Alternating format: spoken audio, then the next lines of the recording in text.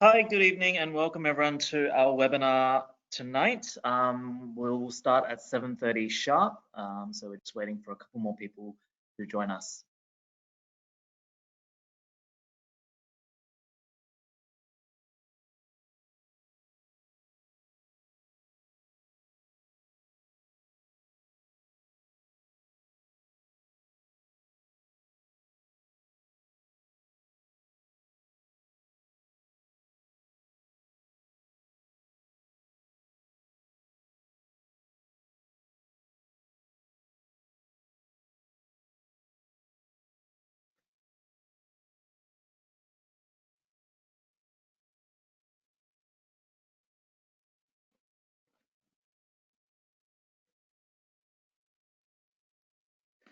Good evening and welcome everyone tonight to our webinar, Strategic Liver Fluke Control in Dairy Cattle. We're delighted to have everyone here tonight for what is going to be a really informative session.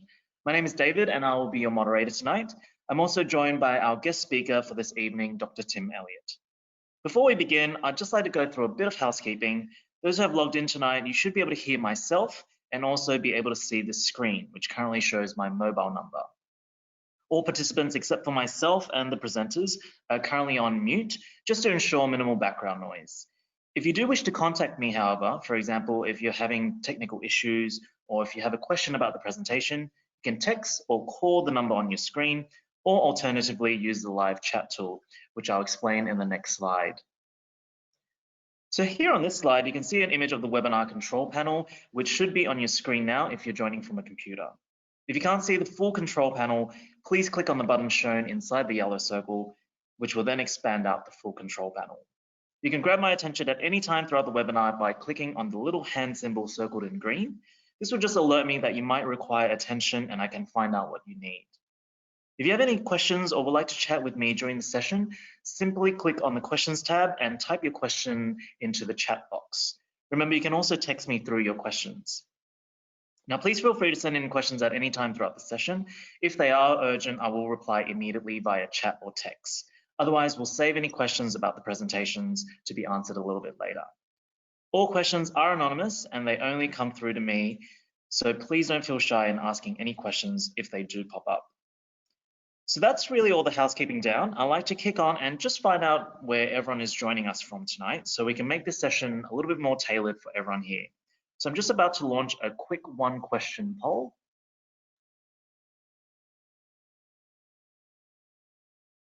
So that should appear on your screen now, and it's where are you currently located? So New South Wales / ACT, Vic, Queensland or other.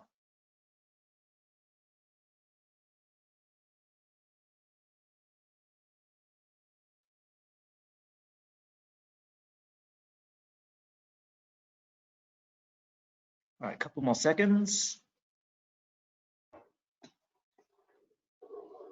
All right, I'll just close that poll off now and I'll share the results with you. So we've got 33% of the audience joining from New South Wales and ACT. We've got 25% each in Victoria and other states, and 17% from Queensland. Okay. So, right, so now that we know a little bit about everyone here tonight, I'd like to introduce our speaker for tonight, Dr. Tim Elliott. So Tim is a large animal scientist currently living in Armidale with experience in sheep and beef cattle farming, and has a particular interest in animal parasitology and drug resistance. He has worked with universities, vets, government departments, and pharmaceutical companies in Australia and abroad.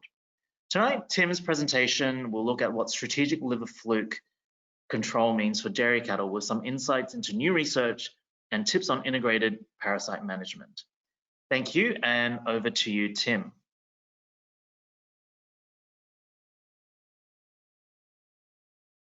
Thanks for that, David, and thanks for everyone for listening tonight. So I'll just get the presentation up. Can everyone see the screen?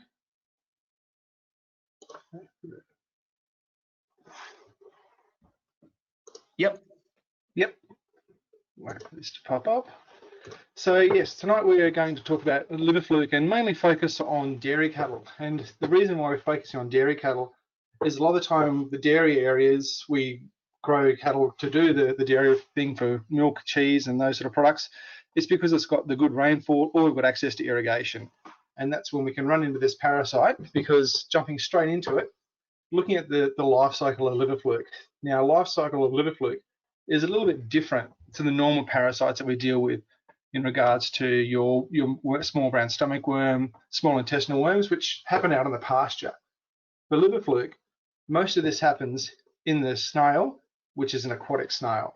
So these guys live in springs, irrigation overflows, gullies, dams, because they are purely aquatic. These aren't the snails that you see on your back porch after it's rained. They have to be in the water all the time.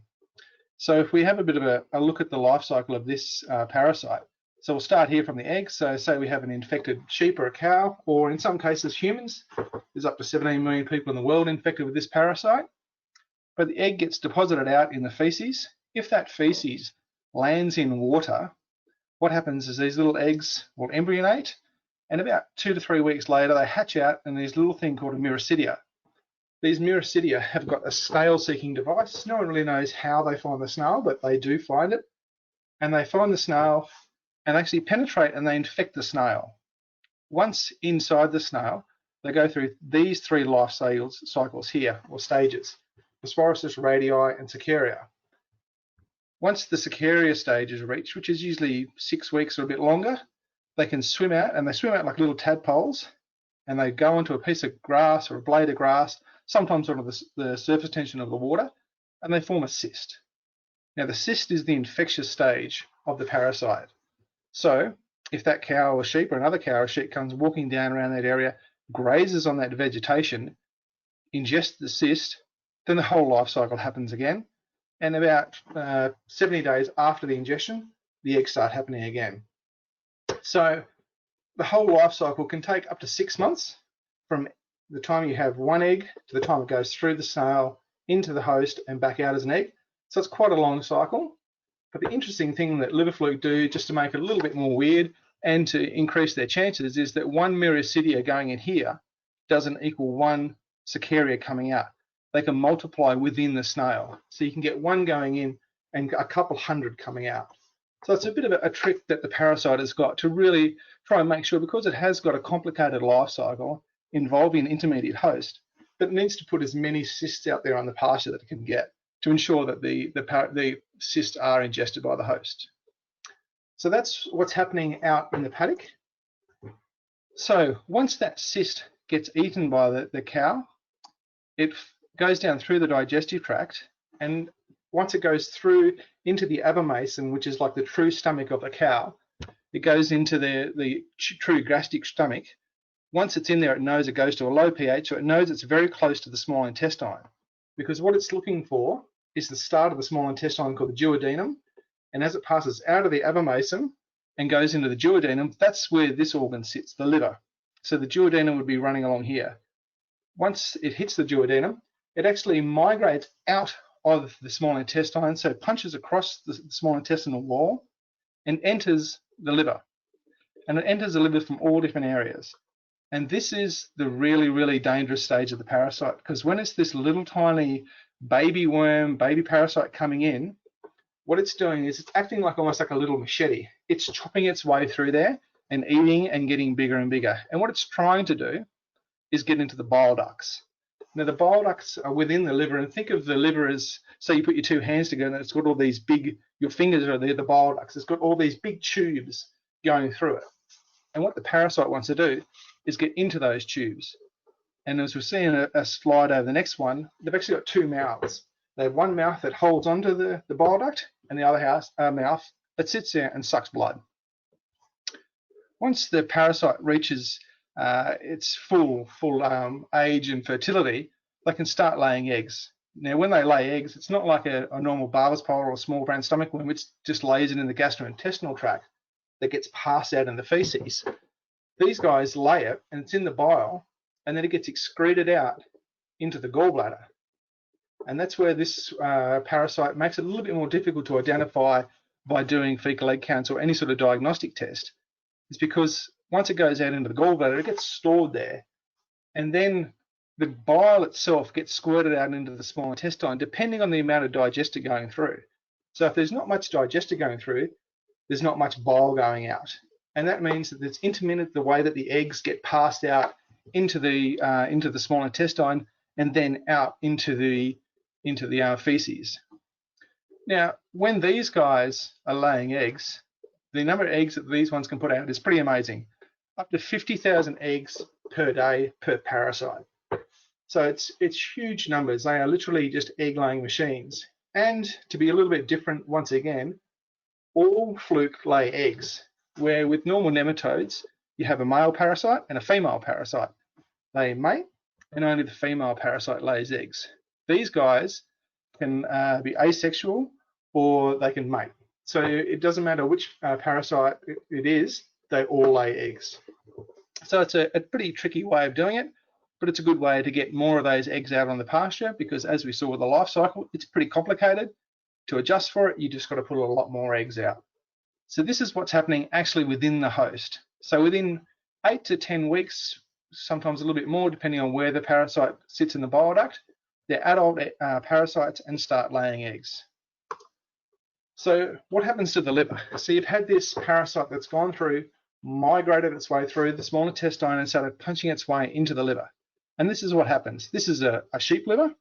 So here we have the gallbladder that I was talking about, where the eggs get deposited. And this all through here, this is all damaged from the liver fluke. And that's because these liver fluke are sitting in the bile ducts. These are the bile ducts here, and they're getting bigger and bigger. They're sucking blood and they're laying eggs. And here's a picture of 2 liver fluke here. They're a couple centimeters long, and they have a mouth here and a mouth here. All the black stuff here is actually the digestive tract. And it's a very, very basic digestive tract. They don't have an anus, so they literally suck blood in, it gets digested, and it gets squirted back out. So that's pretty much the whole point of being of the liver fluke parasite. It sucks blood and lays eggs, and that's pretty much it. But when it does it, and it does it well, and when you get these huge infections, you can get big production losses, and you can get deaths. Because you think about this, this is not a very happy looking liver. And an animal that has a liver like this is going to be pretty stressed. It's not going to be feeling well, and it sure isn't going to be very productive for you, whether it be you're trying to grow wool, meat, or you're trying to grow milk in this situation. So it's a very, very interesting parasite, and it's a very, very pathogenic parasite. And in the dairy ones, it's one of the few ones. It's actually a blood-sucking parasite. So why do we focus on dairy cattle? As I was saying before, it's because of the areas that we dairy in. A lot of the time we pick the areas that have high fertility, good soils, good rainfall, consistent rainfall, or in this sort of situation, irrigation. Because we know that we need to grow a lot of grass if we're going to grow a lot of cows. But the other big thing with dairy cattle is that this parasite has a huge impact on milk production. And once you have that impact on milk production, this is the thing you're selling. If your milk production goes down, your profits go down. So if you can try and reduce the impact of the parasite, you're going to make more money. And really, that's the whole point of farming. Farming is a great industry to be in, but if you're not going to make money, you're not going to be in it for very long. The other thing that it has an impact on is fertility. It can really decrease the fertility of your mob. And dairy cattle don't have the best fertility to begin with. So if you have a parasite that's amplifying the issues that you're already having, it's going to make it harder either to A, get your heifers pregnant, or to get your cows pregnant again and keep them lactating. The growth rate one, very, very big one, obviously, in beef cattle, because you're trying to grow young cattle quickly. But we also got to really think about those dairy heifers. If those dairy heifers don't grow quickly and don't push that 0.75 kg a day or a little bit more, if that gets retarded back, it has an impact on their life, has an impact on their production for the rest of their life. So it's a really, really big problem. If you don't let your heifers grow properly, if they have that impact and that setback early on, they just don't perform as well. Now, the other problem that we're getting, liver fluke drenches, we don't have a lot to begin with, but with dairy, we actually have a lot less. And the main reasons for that is because of residues. So the residues with the milk, some products when you treat animals, the residue has a direct impact on the milk. If it goes above the MRL or it lingers on too long, we can't use it in those animals. So that causes a restriction in the timing that your drenches can be applied. So the one big thing is a lot of the guys, it's a pretty standard practice to give a certain type of drench at dry off, because it's the only time you can use it. You can't use a drench like triclobendazole during lactation. You can only use it when you're not collecting milk from that animal. Now, the other big thing is irrigation. You've got to remember, this is an aquatic style. So if you've got water laying around, and if you've got the snail, if you have a habitat like this, where you have water, they like a little bit of flowing water, the snail. They don't like too strong a current. They're not going to sit in a really fast flowing river. But this is a classic sort of example where you have water flowing here, you have vegetation growing all along the side. This is a perfect environment for the liver fluke snail to be in. And then if you have this situation where you have cattle with access to that grazing area, they go down and graze it, they pick up the cysts, and the whole life cycle happens again. One thing with liver fluke is a lot of the time people think really dry years you don't get a lot of it. But unfortunately, really dry years you can actually get a lot of liver fluke, because animals go down hunting the green pick. And where the green pick is where the moisture is, which is where the irrigation ditches, where the springs, where the gullies are. The other time you get it is when there's lots of rain. And it's not so much because the animals are going down there, it's just because there's lots more intermediate host of the snail around. So if there's lots of water laying around, the snail's very happy, it breeds more, and then there's more chances of those eggs being laid out, going in and affecting the snail. So you come onto a farm, you're not too sure whether you've got liver fluke or not. So the thing you've got to first think about is diagnostics. Now, whenever you're looking at diagnostics, you've got to ask yourself 3 questions. Do my cattle have a liver fluke? Does this sick animal have liver fluke? Or did my last fluke drench work? And we have quite a few different types of diagnostic tools to use in liver fluke. Now, the first one, everyone's probably always heard of a fecal egg count. Very common for checking for normal worms. In a normal fecal egg count, we make the eggs float. In the liver fluke fecal egg count, we make the eggs sink. They're quite a good tool. They've got their own limitations because, as we're saying, these parasites don't start laying eggs until about 8 to 10 weeks of age. So we can't detect the immature parasites coming through, because if they're not egg laying, we can't detect it. The other way you can do it is a serum or a milkwalyzer. So serum, you can get blood samples taken from the animals, or you can actually go to the milk vat, collect some milk, and send it off for testing. It's a very, very good tool for using in the dairy area. This other one is a relatively new one that's been tested recently, called the copper antigen ELISA, and it relies on feces, and it's an ELISA that detects the antigen, so we don't need to get milk or serum, and we can hopefully detect the parasite a little bit younger. The other way you can do it is does this animal have liver fluke if it's sick? They're all pretty similar, or sometimes in heavy infections you can get raised liver enzymes. But sometimes other issues can be caused other problems can cause liver enzymes to be raised, but it's a sort of an indirect method of doing it. The other one you can really do is, did my last fluke drench work? And this is where you sort of got a limited time or limited type of diagnostic text you can use. These two here, the liver fluke fecal egg count and the copper antigen ELISA, are basically the only 2 types of tests you can use to determine whether your last fluke drench worked. Now, one way you can do it is what we call is a drench check. Usually after you've drenched the animals, hopefully we've got a sample. Say we've got some heifers, we've done a liver fecal egg count, they've come back with a count of 10. So we go, okay, we know they're positive for liver fluke. We go through, we drench whichever drench we want to use. 21 to 28 days later, we come back to those same animals and collect some feces again. And then we test again with hopefully the same test, the liver fluke fecal egg count or the copper ELISA, and determine whether there's any eggs or antigens left over. Because if we had a starting time of 10 eggs, and then when we tested them 21 to 28 days later at 0, it means our fluke drench worked. If we had 10 at the start and we had 5, it means it was only probably 50% effective, which isn't a good thing. We pushed this out a little bit. Normally for sheep and cattle for worms, we go 14 days, but for liver fluke, we go 21 to 28. And that's mainly because of this bile out of the gallbladder, because the bile being squirted out, it takes time for that reservoir of eggs and antigens to be passed out So we want to make sure that that's all gone, but not enough time for new parasites coming in to start laying eggs or shedding antigen. So 21 to 28 days is the sweet spot, we think. So the next one we go on to is treatments. And the one thing you need to realize with treatments is not all of them the same. The main difference is actually the age of parasites that they kill. Now with liver fluke, it's the younger parasite that is the most pathogenic. It's the one that does the most damage.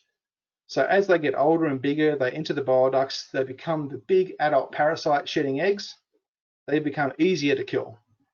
But these are the ones that cause all that scarring, that huge amount of hemorrhage. So we want to try and stop that. But the dairy cattle, out of all the lists we got here, we've got these guys. We've got our tried and true triclobendazole based products. So triclobendazole by itself is like Fasinex, Fluke C, or you can have one mixed in with the BZ Drench oxbendazole, which also does nematode worms. And as you can see, these guys get down to 4 weeks. The one with oxbendazole gets down lower and gets to the very early mature stage of 2 weeks.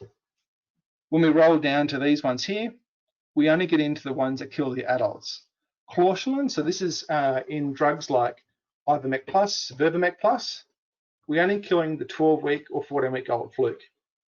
Albendazole is a very old drench. I wouldn't really recommend it too much for liver fluke control to begin with, because it was never that good. But the other one that we have got here is oxyclosinide, and it's quite a good alternative. But once again, we're only really knocking out the adult stages of the parasite. This one's also combined with levamisole, so we're getting some worm control there as well. Albendazole is actually not a bad worm product in itself. So this is sort of like Valbicin, I think, is a pretty common one for albendazole. So this is the only suite of drugs that we have to use. So it's a very, very limited time, a limited number, and it's also a very, very limited time that we can actually use these ones, because these guys here can only be used in dry off. Any triclobendazole based product can only be used in dry off. So rolling into that, I'll flick back across to David, and we've got some more poll questions. Yeah, thank you, Tim. So we'll just launch a couple more poll questions before we get into the next section. Before I do that, I'd encourage everyone, if you do have any questions for Tim for tonight about any of the presentation, please feel free to send them in. All right, so the first poll question that I like to launch is, how would you describe the resistance to triclobendazole on your farm? So it's been confirmed, I suspect it's there, or I'm not really sure.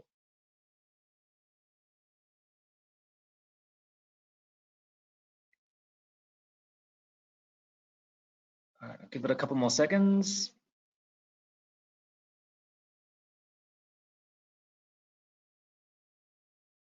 All right, so closing that poll off now. I'll share the results on the screen. So 100% of those who answered said they're not sure about their triclobendazole resistance status.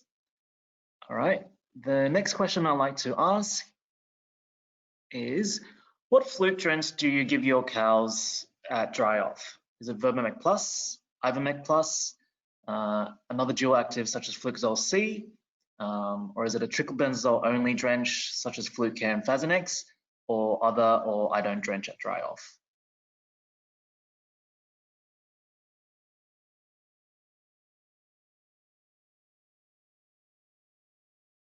All right, a couple more seconds.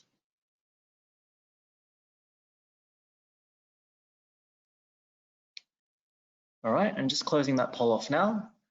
I'll just share those results on the screen as well. So we've got 56% other or I don't drench at dry off, and then we've got an even split 11% for Verbamec Plus, Ivermec Plus, Flukezole C, as well as Fluke or Fasinex. All right, the second last poll question is, in general, do you give a mid-lactation fluke drench?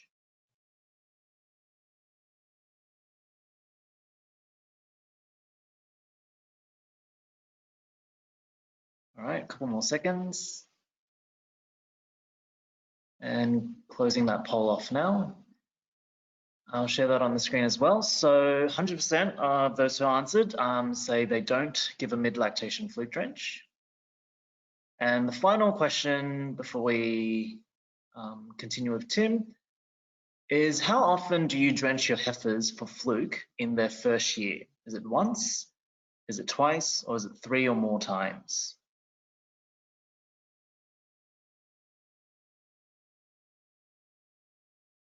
And a couple more seconds. All right, and closing that poll off now.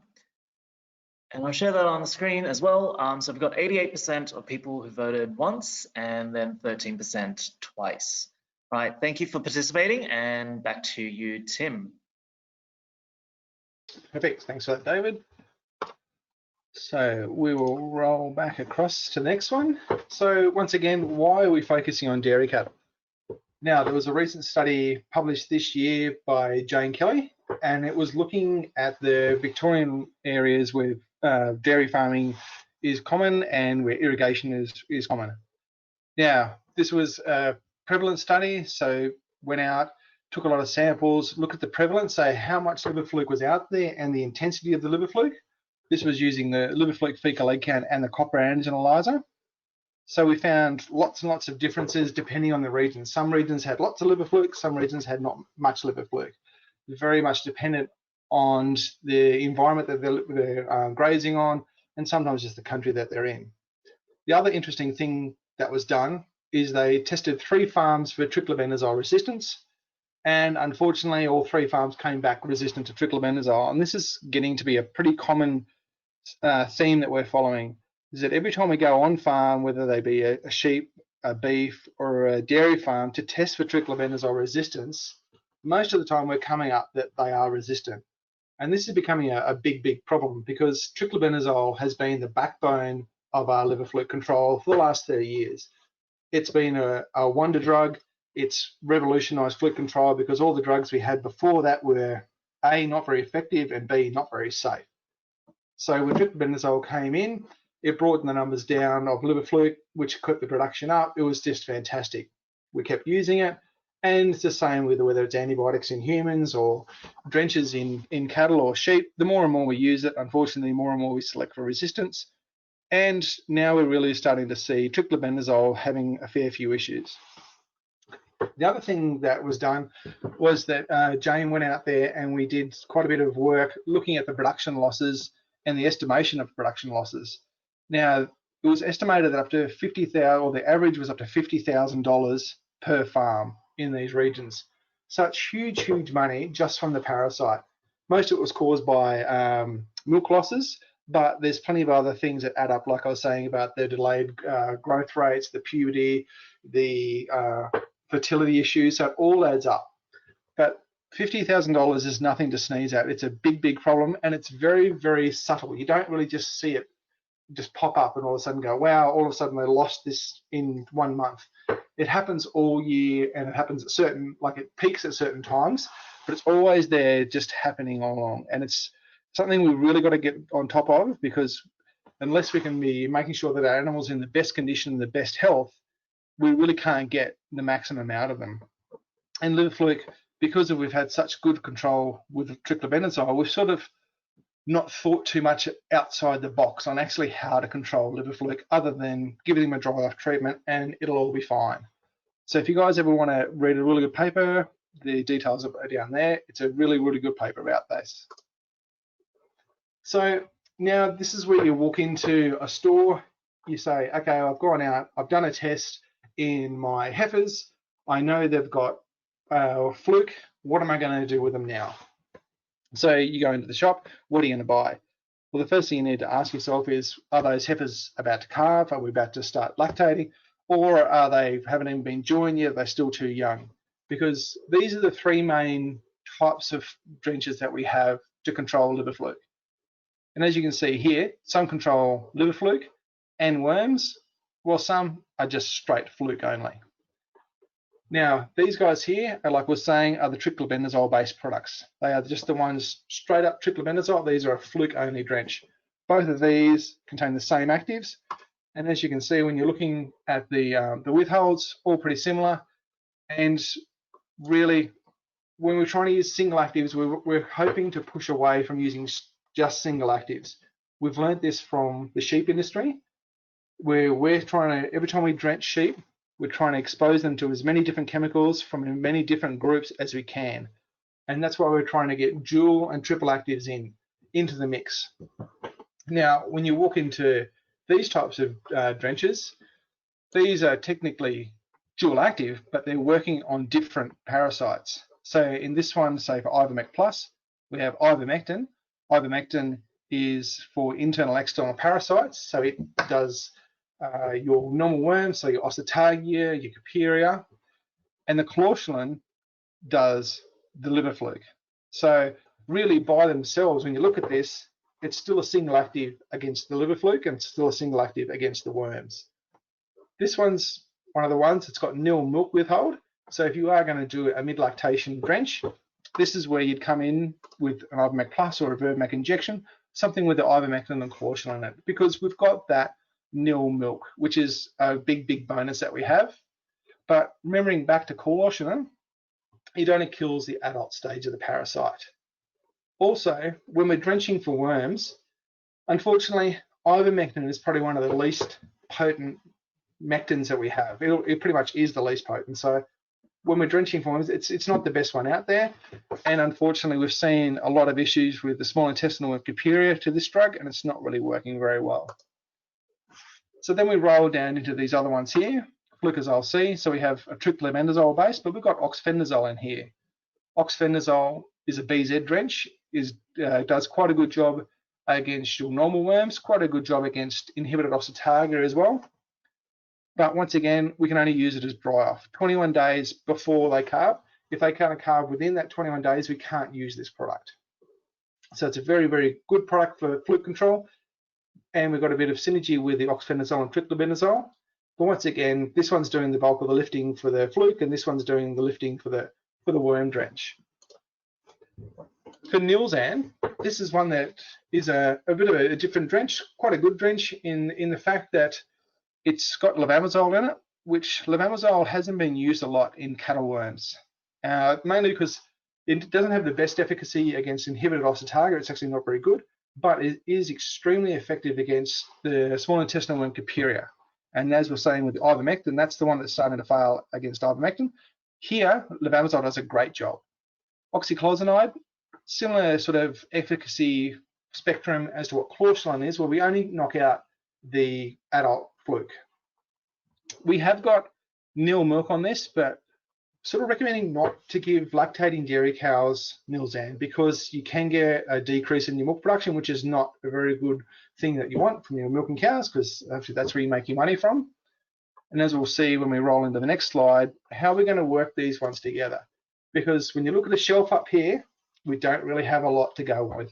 So what we've got to try and do is make sure we're getting the best out of all of these, because this is all the drenches that we've got. I can't see any new fluke drenches, that's for sure, coming out for at least a little while. And by a little while, I mean at least a couple of years minimum.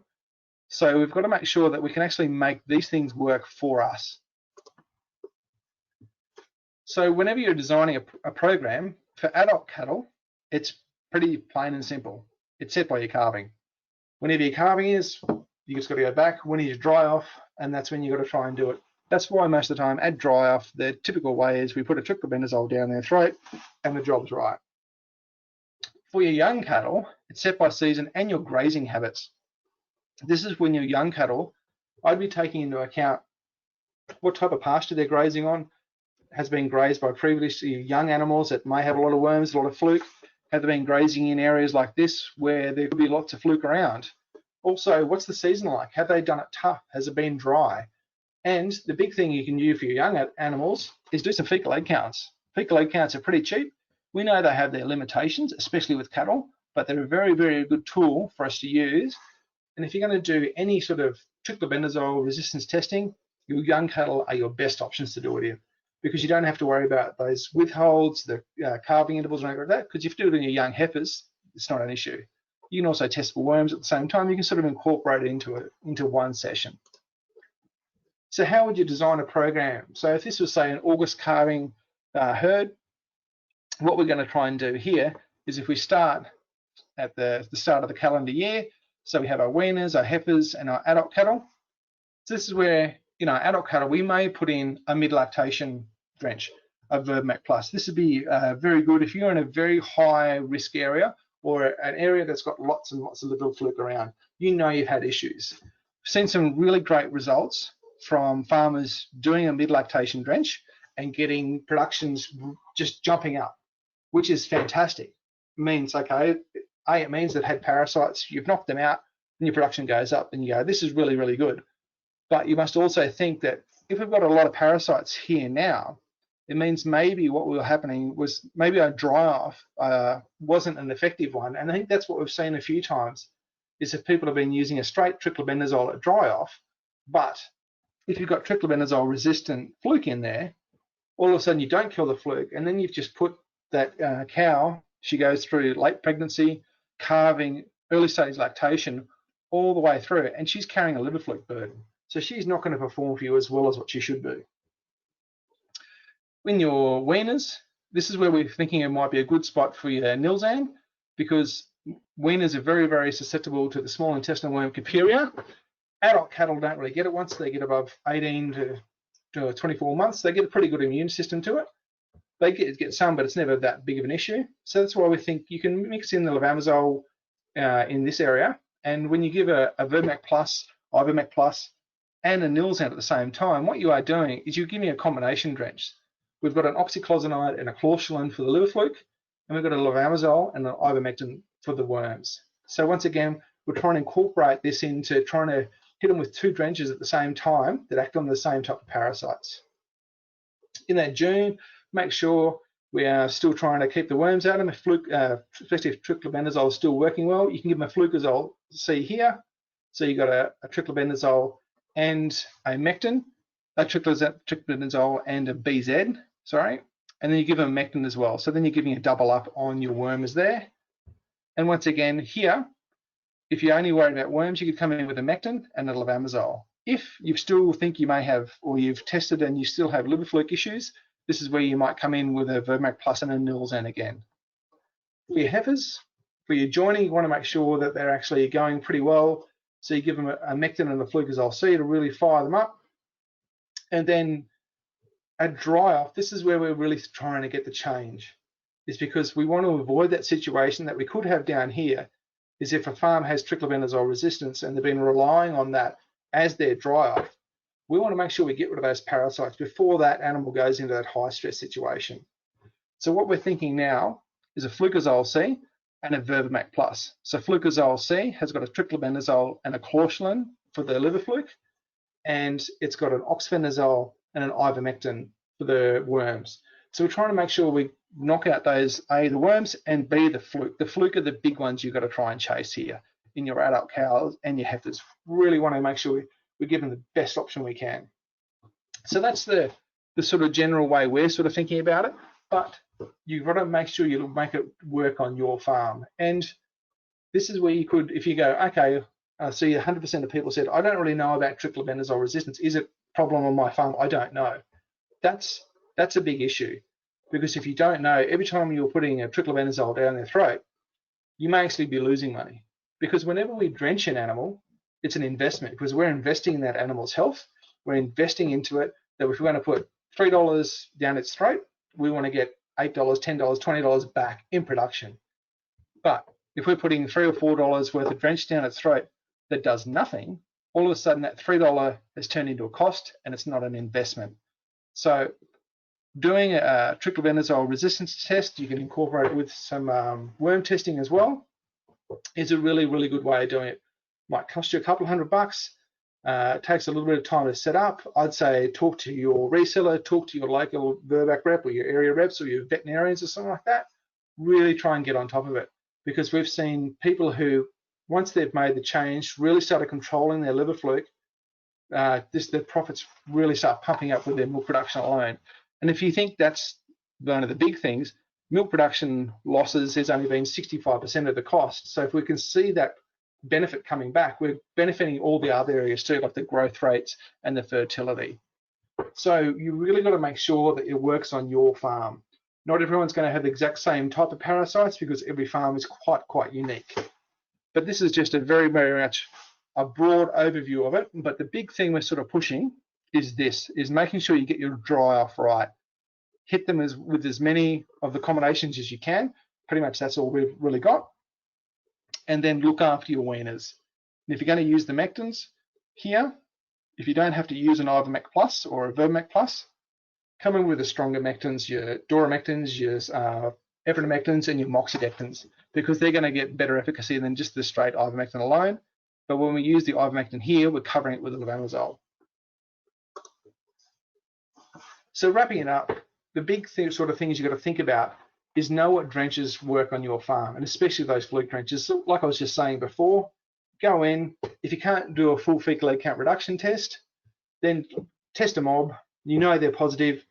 Drench them 21 days later. Come back and have a look to see whether that drench worked. But remember, don't use the milkalizer.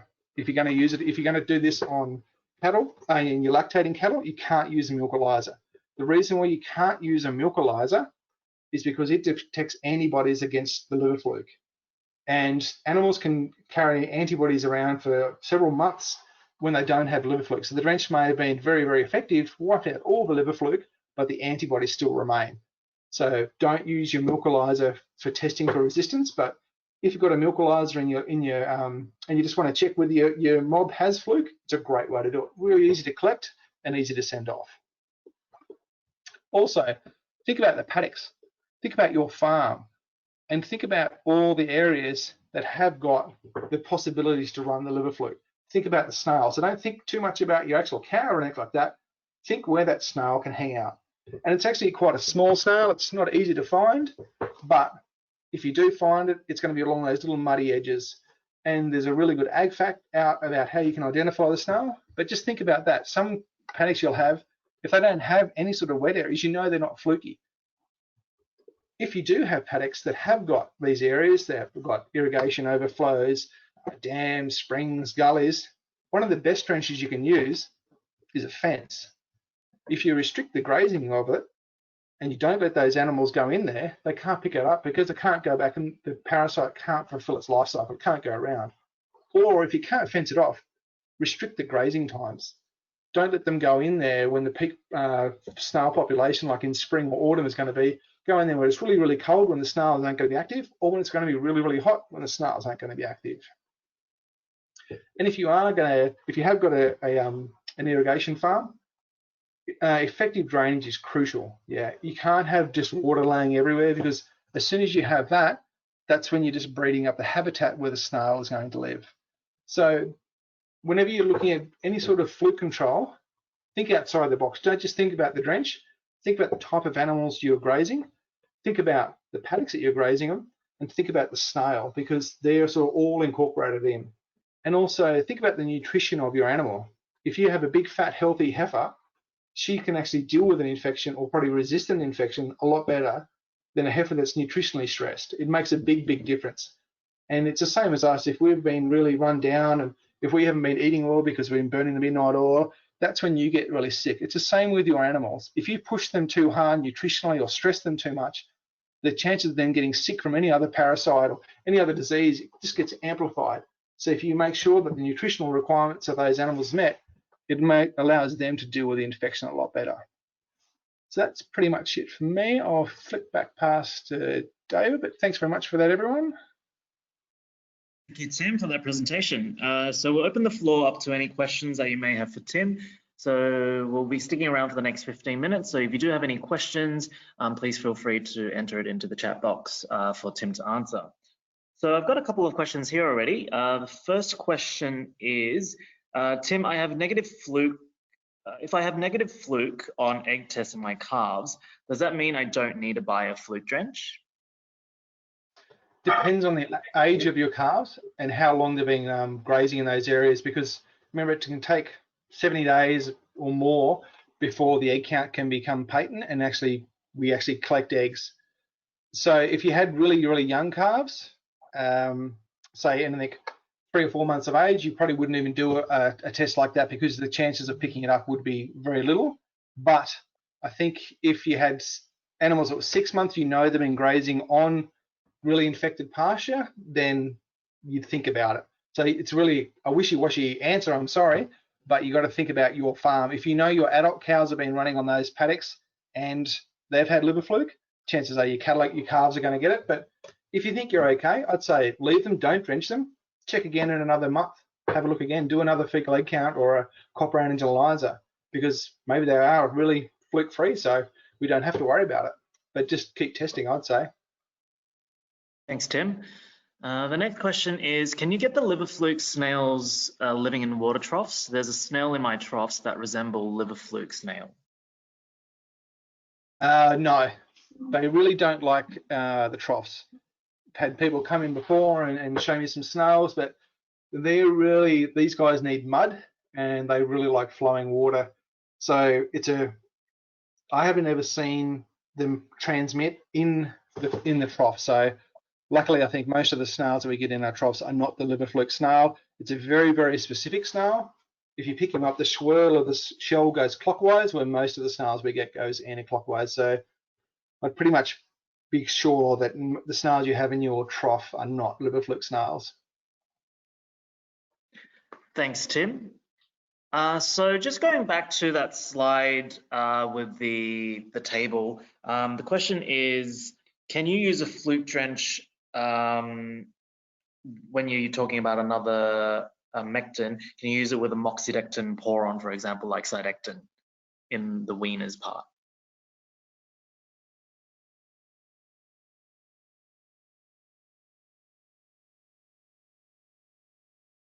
So you can give an oral fluke drench at the same time as a mectin poron, like a sidectin poron down the back. That's completely fine. That'd be no worries at all. And it's quite a good way to do it. Yep, no worries. Yep. The next question is, how much milk production would I pick up with a mid-lactation treatment? Depends on your level of infection. If you've only got a pretty low infection, you might only pick up a small percentage, but some guys, if you have a very, very high infection of adult liver fluke, I've heard of guys saying within 3 months they've made an extra $100,000. So it depends on the number of cattle you're running and the level of intensity that your liver fluke is. But we have seen some pretty drastic increases in it. It's one of the easiest ways to measure it, because you're measuring your milk all the time, and all of a sudden if you give that mid-lactation and you see such a response, it's such a great way to go, oh crud, so I did have a problem, but now I'm trying to get on top of it. And then that's when I say, if you can see the issue then and you're getting a production benefit, look back at your dry off as well. Yeah, thank you, Tim. The next question is, what are the pros and cons of an injectable solution versus an oral drench? I currently inject as it's more cost effective, I am told, but open to any advice. Yep. So basically, we've only got a few different ones we can pick from here. So the injectables are like your Verbmac Plus, Ivomec Plus, and the orals are your Nilzans and your Flucazole. So the big thing that is a difference there is actually the chemicals. So if you're given an injection, it's probably going to be like these products where it's going to have an ivermectin and a chlorsulin. If you give an oral, it's probably going to be a triclobendazole-based product or a Nilzan-based product. So the big thing is it depends on what works on your farm, but also depends on what age of liver fluke you're trying to kill. Because if you have got triclobendazole working on your farm, it will kill the younger fluke, where these guys here by themselves won't kill the young fluke. So I'd suggest if you can't do both at the same time, like we're suggesting here, to try and get that combination of doing 2 fluke drenches and 2 worm drenches at the same time, rotate them around a bit. But yeah, cost effective, don't really think too much about cost effective as being how much is it to treat that cow of $5, this one's $7, the $5 one's the most cost effective. Because remember that analogy, if the $5 one doesn't work, that $5 one's a cost. If the $7 one works, you've got 20 bucks back. That's the sort of key thing. Yep, thank you. So the next question here is, Do you get fluke in springs or in spring-fed dams? Yes, you sure do. Springs are pretty much one of the gold mines for liver fluke. It's a perfect area for it, especially with springs, where it's coming up from the water from the bottom. A lot of time that water is warmer, so they're actually quite active, the snails. Springs are like your dead set prime fluke areas. Springs, gullies, that sort of stuff. There, when you've got those, you can, and you got those and you got fluke, I'd pretty much guarantee that's where most of your fluke is going to be coming from. And when we've gone on farms that have huge fluke issues, they have lots and lots of springs around. And like I was saying before, in the dry times, that's where the animals go chasing the green pick. Thanks, Tim. The next question is, I'm in Queensland and liver fluke is not very common. Do you know where in Queensland I can send a milk sample to test our herd? We have had it tested positive previously through the Uni of Queensland. Off the top of my head, no, I don't know in Queensland. And you're right, liver fluke only just sort of creeps up into the Queensland area because it gets basically a bit too hot for the snail. But yeah, where to send it, I don't know. I'd say maybe contact the DPI up there. They'd probably have a pretty good idea.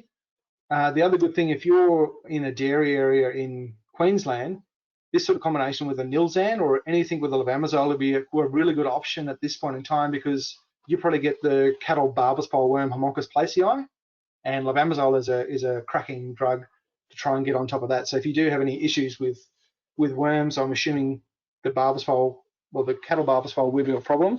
So if you incorporate a program with some levamisole, it's actually going to really help. But if you're fluke issue, yeah, I can't answer where you're getting it from, but your fluke seasons will be a lot shorter than, say, guys in southern New South Wales or Victoria, just from your climate. Thanks, Tim. Next question is, how big of a difference is there between killing 2-week-old fluke versus 4-week-old fluke? Yeah, it's a hard one. I mean, they are, if you don't kill them, it means they're going to grow up and they're going to be an issue later on. So anytime you use a drench, you should be trying to kill as many as you can. So any extra effort you can actually get from a drench, you should try and push it even more. Okay, thank you, Tim. And the next question is, can I use a fluke drench along with an injectable trace mineral? I'm using multimin at the moment.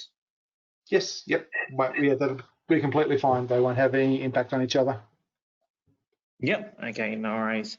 The other question is also on flucazole.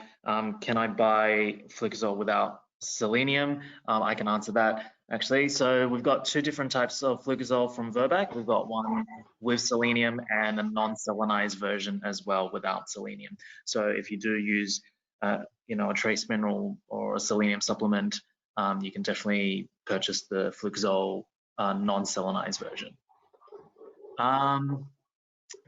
The next question is, I run alpacas with my herd for protection from local pests. Is there anything I can use on them, or is this product not effective for other species? Pretty much everything's, well, that what we've spoken about would be off-label for alpacas. So I'd have to just say you'd have to consult a vet to get any sort of advice on that. But they definitely would get liver fluke if they graze those areas. Liver fluke is a non-discriminate parasite. Anything with a liver, it'll live in. Yep, thank you. And we've just got a comment. We've actually been joined by Jane Kelly. She's attending the presentation tonight. So she wrote the paper that Tim presented earlier.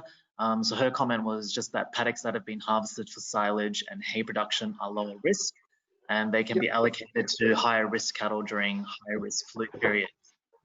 Yep, perfect. Yep, fantastic. All right, so that's pretty much all the questions. If you do have any that you think of between now after tonight, please feel free to send them through to us. So I'm just going to take back the presenter and okay. So Thank you again for everyone joining tonight. It's unfortunately time to wrap up the webinar.